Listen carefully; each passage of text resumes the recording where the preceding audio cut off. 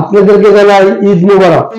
আমি জিয়াউর রহমানের আদর্শে রাজনীতি করি, বর্তমান ভারপ্রাপ্ত চেয়ারম্যান তারেক রহমানের আদর্শে রাজনীতি করি, গিয়াসউদ্দিন সাহেবের আদর্শে রাজনীতি আমি করি এবং রেজাউল করিম সাহেবের আদর্শে রাজনীতি করি। আমি কোনো চাঁদাবাজ সন্ত্রাসী কোনো জুলুমবাজি রাজনীতি করি না, আর যারা চাঁদাবাজি সন্ত্রাসী জুলুমবাজি করে তাদের সাথে আমি কোনো সখ্যতা করি না। অর্থাৎ আমি আদর্শ রাজনীতি করি বলেই আমার কাছে কোনো সন্ত্রাস চাঁদাবাজের ঠাঁই নেই এবং নিশাখোর চোর ডাকাতেরও ঠাঁই নেই। আপনাদেরকে জানাই ঈদ মুবারক। আমার নাম আশরাফুল আলম আশরাফ প্রধান, আমার ফাদারের নাম আলা সমরুদ্দিন প্রধান, ৯ নং ওয়ার্ড পতাকারচর আমার বাড়ি।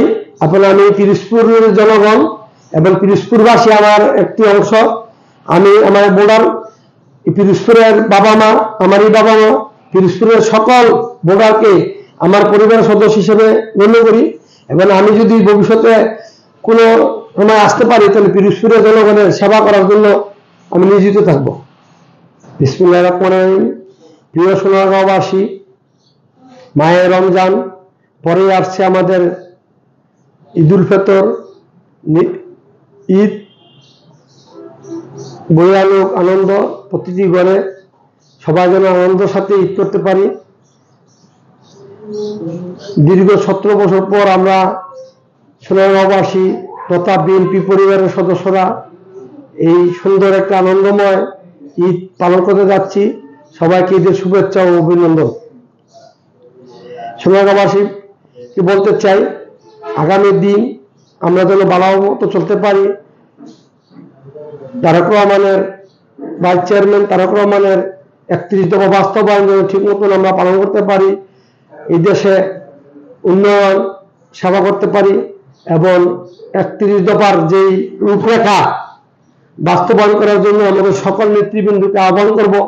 তারেক রহমানের নির্দেশের বাইরে গিয়ে কেউ কিছু করবেন না।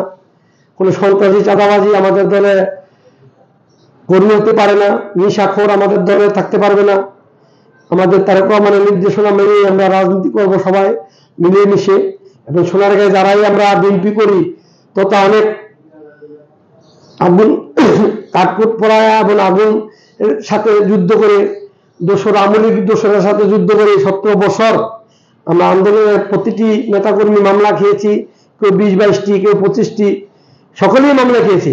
তারপর আমরা দল ছাড়ি নাই, সবাই মিলেমিশে দলকে শক্তিশালী করে আগামী সংসদ নির্বাচনে যাকে নমিনেশন দিবে দল তার পক্ষে আমরা সর্বোচ্চ শক্তি দিয়ে নির্বাচন করব, জয়যুক্ত করব এবং নির্বাচন করে সংসদে পাঠাবো।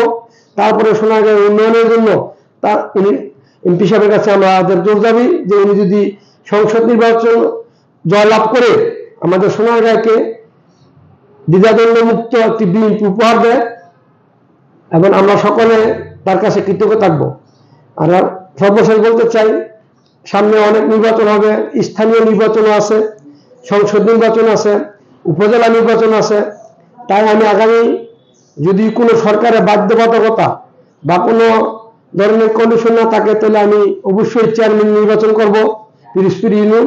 আর যদি কোনো সরকারি বাধ্যবাধকতা থাকে বা কোনো কোটা সংস্কার থাকে তাহলে আমি 9 নং ওয়ার্ড পিরোজপুর ইউনিয়ন মেম্বারি পদপ্রার্থী হিসেবে ঘোষণা করলাম।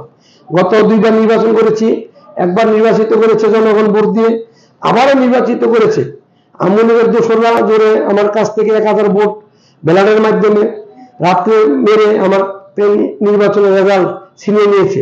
তাই আমি বলতে চাই আমার 9 নং ওয়ার্ডবাসীকে আপনাদের ধন্যবাদ, আপনাকে ভোট দিয়ে নির্বাচিত করেছেন, আমি রাখতে পারিনি। আগামীতে দাঁড়াবো, আপনারা ভোট দিবেন, আপনাদের সেবায় নিয়োজিত থাকবো, আপনাদের সেবা করবো এবং আপনারা আমাদের ভোট দিয়েছেন, আপনার কাছে আমি কৃতজ্ঞ।